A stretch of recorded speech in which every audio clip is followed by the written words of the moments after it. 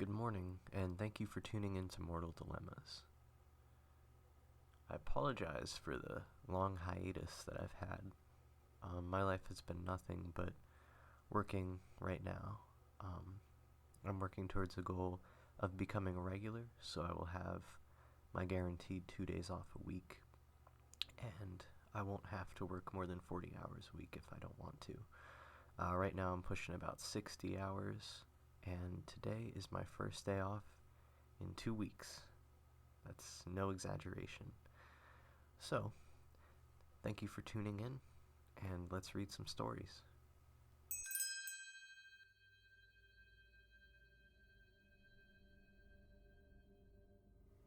The following is an unresolved mystery, researched and written by 21 and above Reddit. On July 29th, 2010, a man living in Adachi, Tokyo, was found skeletonized, the final stage in decomposition where only the bones remain. He was recorded to have been born in 1899, which would have put him at 111 years old had he still been alive.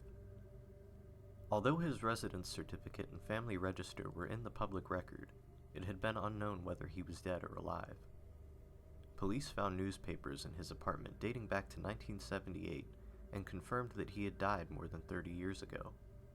When asked, his family stated that he had told them, "I'm going to become a Sokushin Butsu, so absolutely don't enter the apartment." For those who might not know, Sokushin Butsu refers to a practice of Buddhist monks observing austerity to the point of death and entering mummification while alive. His body was only found when a social worker raised the issue that she had not once been able to get in touch with him. As the family had continued to receive government benefits after his death, the eldest daughter was arrested on August 27th under suspicion of criminal deception. Open and shut case, it would seem. However, the discovery of the body prompted many questions of a personal and legal nature. The lack of complete records of certain elderly people and a lack of confirmation on whether or not they are still living is currently known as the missing elderly problem in Japan. Following the incident in 2010, many others began to surface. On August 2nd, 2010, the whereabouts of a 113-year-old woman living in Tokyo could not be confirmed.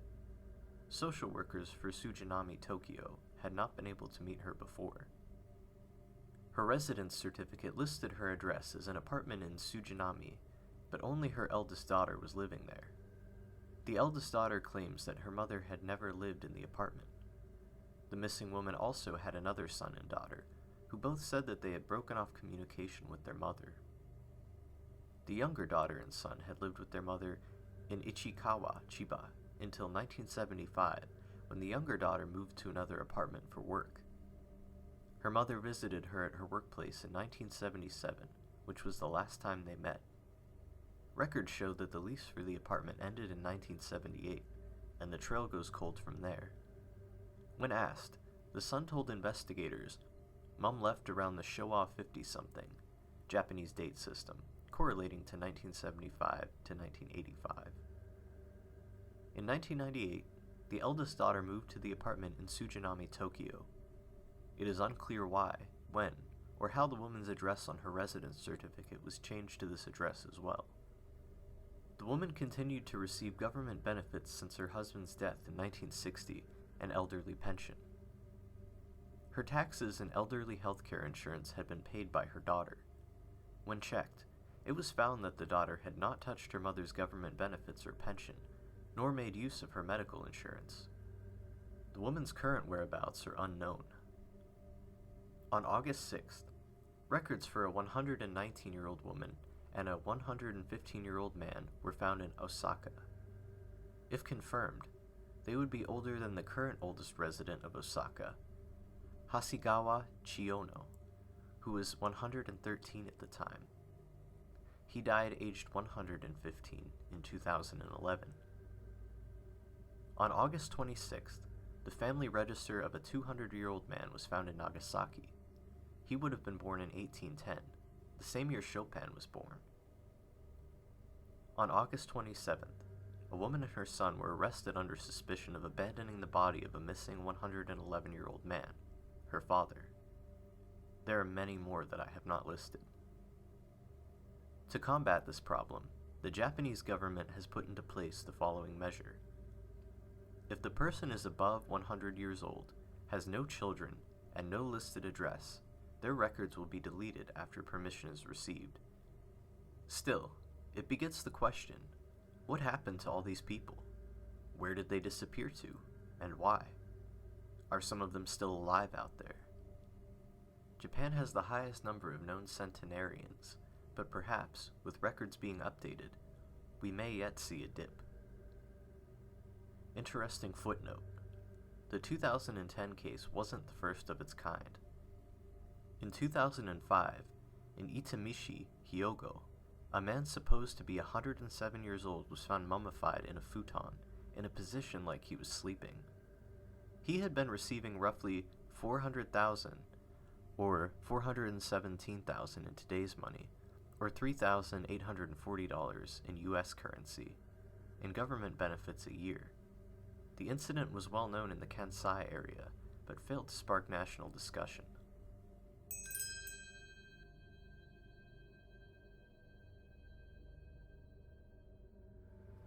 I patted several stray hairs into place, and then stood back, gazing into the mirror.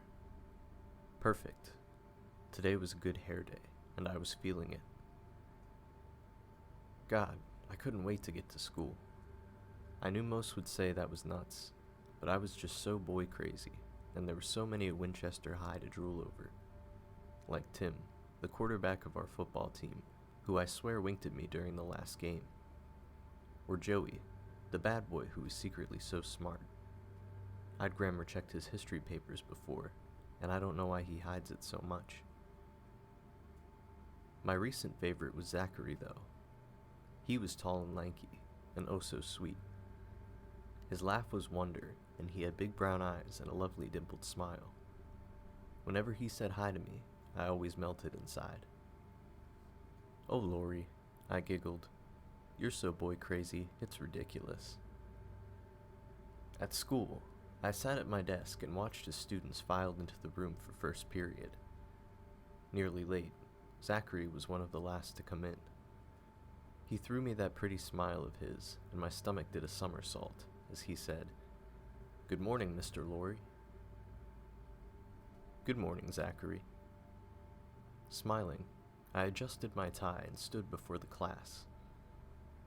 "All right, everyone, open your history books to page 313.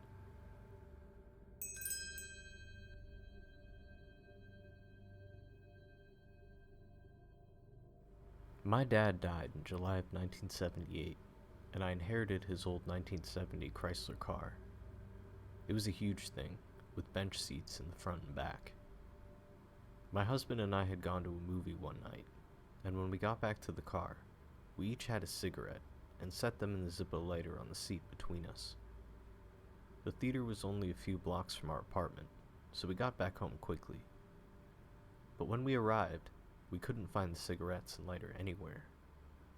I even went up and got a flashlight to search for them, but it was like they had just vanished. We looked the next day also, but to no avail. We looked for them occasionally during the next week, but we were never able to find them. About 3 weeks later, we went to the car to go to work, and, I'll be damned, there they were, sitting right where we left them 3 weeks earlier. We freaked out. My husband says it was my dad that took them, because he didn't want me smoking. Who knows? If it was my dad, at least he was nice enough to return them.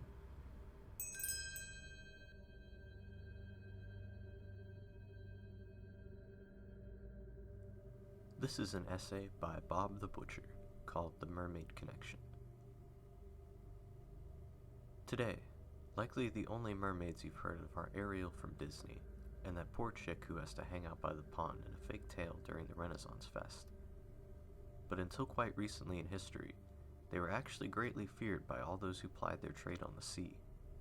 And most importantly, they have been recorded to have done things that are very eerily similar to missing 411 and subsequent cases in the UK.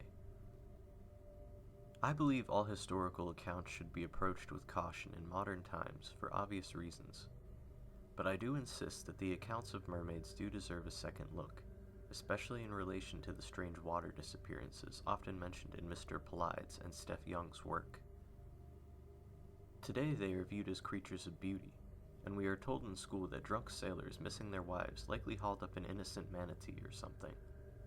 But this, although I'm sure knowing sailors, a few very likely had their ways with all sorts of sea critters, was not the way sailors viewed mermaids for the most part. They were viewed as dangerous and crafty, and were attributed to many strange cases of death at sea. One interesting example actually comes from everyone's favorite less-than-legal privateer, Blackbeard, or Captain Edward Teach. Like many sailors at the time, it was recorded in his logs that he avoided certain areas because he believed these waters to be enchanted, and thus these areas were clearly marked and given a very wide berth. I found it very interesting that mermaids were actually known to be associated with storms and bad weather. A lot of the missing 411 cases involve bad weather during or after the event. Another connection is the mysterious water deaths of good-looking young men. Believe it or not, among certain sailor traditions, being good-looking was considered bad luck, and mermaids are described worldwide as having a desire for human men. There's also the account of Laird Lorntai, whom was apparently saved by a servant. The mermaid in question was pretending to be a drowning girl, and upon exposure by the servant, belligerently mocked the laird, telling him she would have killed him had his servant not found her out. Actually, a very large amount of mermaid accounts happen inland in rivers and lakes, as well as the sea. Indeed, when I started researching the idea of mermaids for a book I'm working on, I actually found quite a bit of stuff I did not expect to. In many historical accounts by sailors that feature mermaids, they are often described nonchalantly as just another hazard of the sea. Sailors, including Columbus and even Captain Cook, reported seeing them. And as with Blackbeard's case, there are many mentions in ship's logs of captains inconveniently maneuvering to avoid places these water fays supposedly resided. The general area Blackbeard's logs mention, for example, has a new name today, the Bermuda Triangle. Further delving into this, there is actually a wealth of modern sightings with a good deal of surprising detail. In Zimbabwe, work was completely halted on the Sengwatu Guihava Dam because the local workers had witnessed mermaids sabotaging their machinery. In the same area, a mermaid was blamed for the drowning deaths of 2 boys. Again, what you see in cultures that still take the idea of mermaids seriously is a profound fear and revulsion of them. They are seen as dangerous and exploitative to humans. Another final detail is sort of the juiciest, but I haven't been able to confirm it. It actually came from a friend of my grandfather's in Ireland, who has been a fisherman there since World War II. As a kid, I would grill him endlessly about the legends and folklore of the sea while out fishing with Granddad. He mentioned that most victims of mermaids are said to be found face up. Where have we seen that before? I didn't make the connection until I heard about this subject, and it got me interested anew in the mysterious stories you hear from historical sailors. Let me know your opinions. I'm just getting started here, so I'll post a follow-up article after I get some more reading done on the subject. It's hard to find good material on this, as nobody takes it seriously. But maybe they should.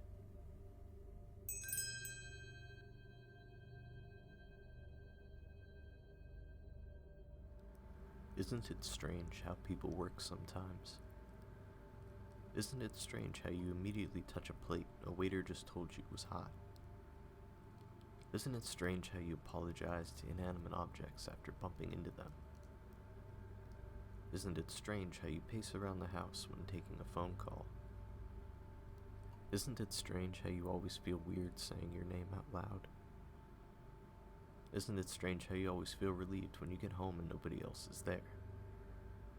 Isn't it strange how you lock your door and then try opening it again, just in case? Isn't it strange how you don't remember doing that when you came in today? Isn't it strange how your house creaks and groans as if someone else is in it? Isn't it strange how you always dismiss it? Isn't it strange how I've managed to keep your attention for this long? And isn't it strange how people work sometimes? Is it strange if I want to see how you work?